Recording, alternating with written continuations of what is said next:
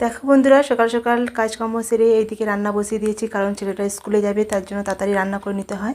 এদিকে দেখো ছেলের টিফিন ভরে দিচ্ছি। এটা হচ্ছে ময়দা দিয়ে একটা নতুন রেসিপি বানিয়েছি। ছেলে বললো হ্যাঁ মা, ওকে করে দাও, স্কুলে নিয়ে চলে যাব। বলতে দেখো বানিয়েছি কীভাবে। এটা ময়দা গুলে নিয়েছিলাম, দেওয়ার পর এদিকে আলু দিয়ে দিচ্ছি, আলু ঝুড়ি ঝুড়ি করে দিয়ে দিচ্ছি। এদিকে চিজ, এই চিজটা দিয়ে দিচ্ছি। এই চিজের জন্য খুব সুন্দর আর কি স্বাদ লাগেছিলো। আর কাঁচা লঙ্কা, পেঁয়াজও দেওয়া যায়। তারপরে ও বলল না মা, পেঁয়াজ দিতে হবে না, এমনি করে দেখি কেমন লাগে। বলতে দিয়ে রেডি, তারপর চলে গেলাম রেডি হয়ে বাজার করতে। তোমরা তো জানো অনেকেই, আমার দাদা ভাই নেই বাড়িতে, তার জন্য দেখো বাজার করে এনেছি। কী কী বাজার করে এনেছি দেখো, পুরো এক সপ্তাহ বাজার করে এনেছি।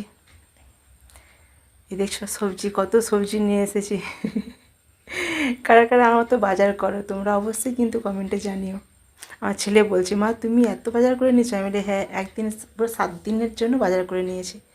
এদিকে দেখো এই বিচাগুলো কিনে রেখেছি, বিকেলে সব গাছে লাগাবো বলে আর কি, শাক বিচা।